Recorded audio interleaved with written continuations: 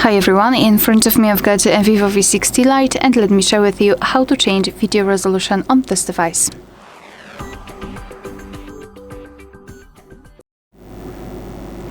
So let's begin with opening the camera.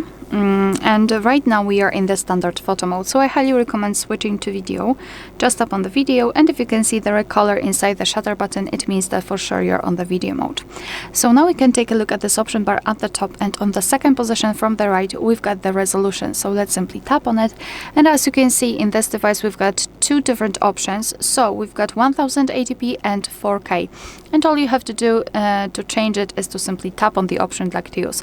As you can see, it will be immediately highlighted, which means that from now on your device will use the chosen resolution whilst recording a video.